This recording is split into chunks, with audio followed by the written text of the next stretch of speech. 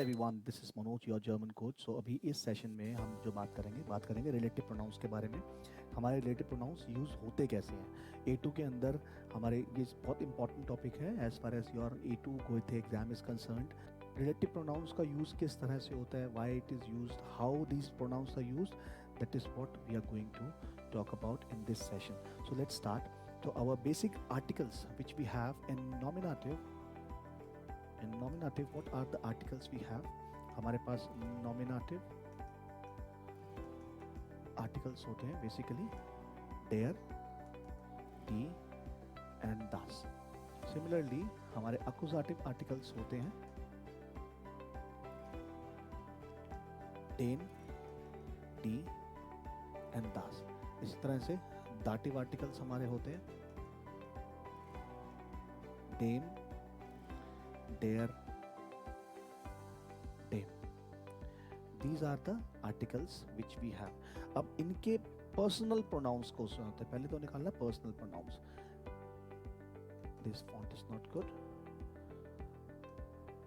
R, Z, S, in, Z, S, in, ear, in. These are our articles and the personal pronouns. So before we start with the personal pronouns, हमारा एक plural भी होता है इनका. This we have D, D, D. अब इनके plural form हम define करते हैं nominative में Z, Z and Enan. These are our personal pronouns in nominative, accusative and dative. Let's see कि हम इनको relative pronouns में किस तरह से use करते हैं. पहले तो इनको example समझते हैं nominative का usage का. Der Mann ist intelligent. Ich habe ihn gesehen. So ihn is basically the personal pronoun used for man. अब इसका relative pronoun कैसे निकालेंगे? That's please observe this one. Der Mann, den ich gesehen habe, ist intelligent. Now this den is basically the relative pronoun for ihn. The man is intelligent. वो आदमी intelligent है, उसको मैंने कल देखा. वो आदमी जिसे मैंने देखा is intelligent. So this is referring to basically जिसे. वो लड़का जिसे मैंने देखा इंटेलिजेंट है.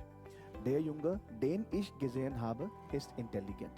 Similarly, अगर मुझे feminine के लिए I want to find someone. So, for example, die Frau ist schön. Ich habe sie gestern kennengelernt. The lady is beautiful. I got to know her yesterday. वो lady beautiful है, उसे मैंने कल जाना. Now, if I want to write relative pronoun for this one, so it will be वो lady, die Frau, sie के लिए, die ich gestern kennengelernt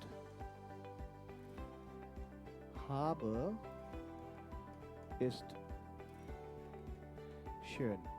Now this die is basically relative pronoun for sie. क्या मतलब बनेगा?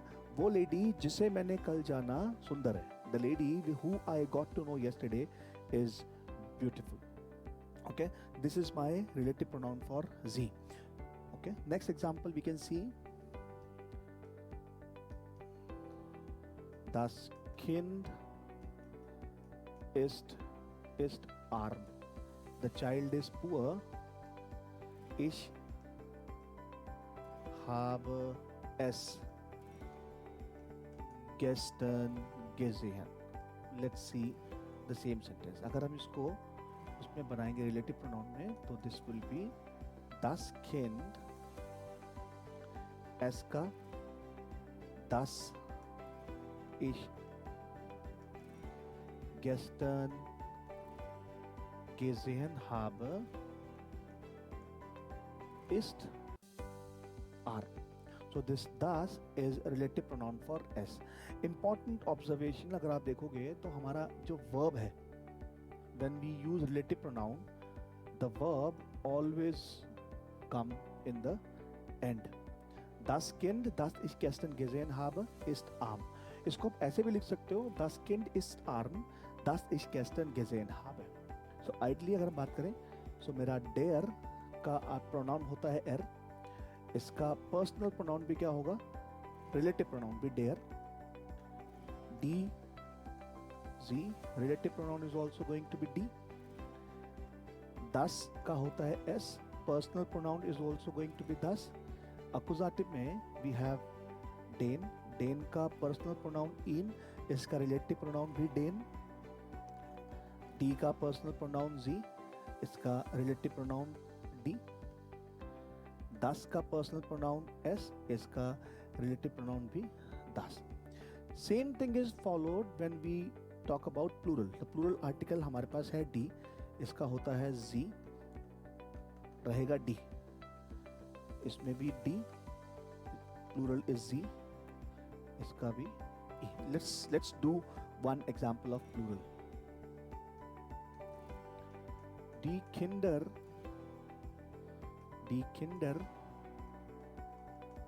sind intelligent. Wir haben sie gestern gesehen. इसका हम sentence कैसे बनाएंगे? If we want to club, die Kinder, die wir gestern gesehen haben, sind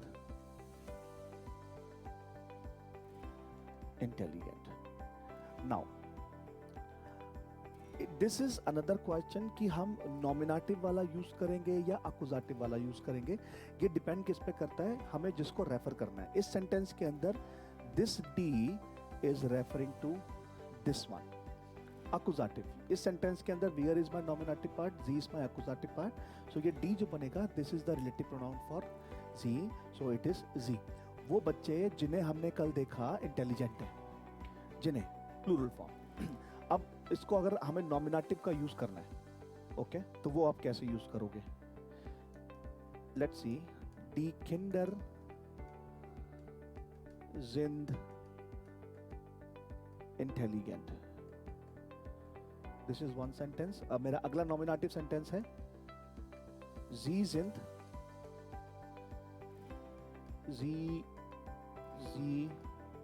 stehen dort. These kids are intelligent, they are standing there. अब इसको club करेंगे अगर, so die Kinder, die dort stehen, sind intelligent. अब यहाँ पर ये D is used for this is he. This is how nominative and accusative relative pronouns are concerned. Another example.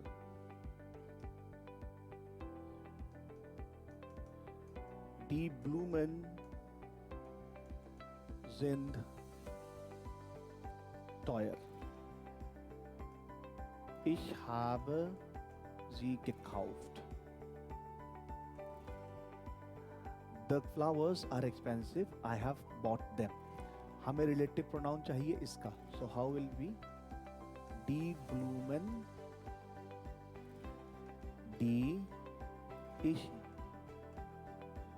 gekauft habe, verb in the end, sind teuer. वो फूल जो मैंने purchase करे are expensive. Here this D is used for Z, which is my accusative part. इसी का मुझे अगर nominative बनाना हो तो let we need to have a nominative sentence. So आप अगर नॉमिनेटिव प्रोनाउन का यूज कर रहे हो, रिप्लेस कर रहे हो, तो it's going to be nominative relative pronoun. अगर आप अक्यूजेटिव का यूज कर रहे हो तो it's going to be accusative part.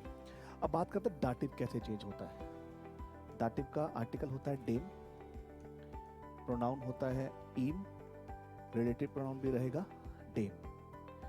Article is there, pronoun is ईयर, आर्टिकल भी रहेगा there. Similarly dam,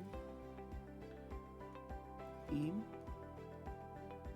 dam and article is plural. यहाँ पे थोड़ा चेंज होता है बिकॉज दिस इज ईनन, सो यहाँ पे रहेगा डेनन. लेट्स ट्राई टू लर्न और फ्रेम सेंटेंसेस.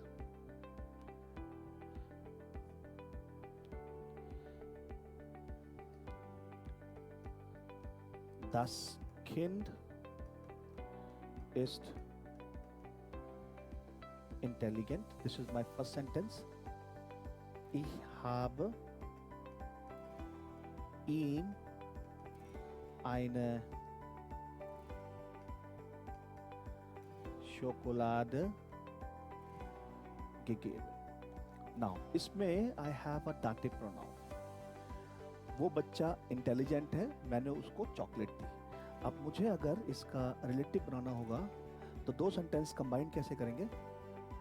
वो बच्चा जिसे वी हैव ईम, ईम रिलेटिव प्रोनाउन डेम. डेम इज eine Schokolade gegeben habe ist intelligent. वो बच्चा जिसे मैंने चॉकलेट दी वो intelligent. Let's try the feminine part. डी फ्राउ ist schön. Ich habe ihr einen Blumenstrauß geschenkt. That lady, the lady is beautiful. I have presented her a bouquet. अब दो sentences को we have to combine using relative pronoun. मुझे करना है किसका. वो lady जिसे मैंने bouquet gift किया is beautiful. So die Frau, year का बनेगा der, rest everything is same. Einen Blumenstrauß geschenkt habe ist schön. That lady जिसे मैंने बुके गिफ्ट किया is beautiful. Let's try to form plural. Die Kinder sind nett. Ich habe gestern mit ihnen gespielt. वो बच्चे nice हैं. These kids are nice. I have played with them yesterday. अब मुझे replace किसको करना है. ईनन को. कैसे लिखेंगे. We are going to write die Kinder mit denen, जिनके साथ, mit denen ich gestern gespielt habe, sind nett. This is how we use relative pronouns. Again, a quick revision. Nominative में der, pronoun is there, relative article is, relative pronoun is there. It is D, pronoun is Z, relative article or relative pronoun is D. Thus, we have S, it is thus. Plural we have T, it is Z, we have D. Accusative में we have den, in, we have den. Thus is S, we have thus. D pronoun is Z, we have D. Our plural is D, Z, we have D. Dative, we have dame, we have eam, we have dame. Dare, we have ear, we have dare. Dame pronoun होता है eam, article होगा pronoun, relative pronoun होगा dame. Plural में we have dane, article is enan, a pronoun is enan, and relative pronoun will be denan. That is exactly we use relative pronoun. So इसमें कुछ worksheets हैं which you will be finding the link under the description, which you can access and practice. For more questions, you may write down in the comment box. I'll be able to answer your queries as early as possible. Thank you very much. Keep learning.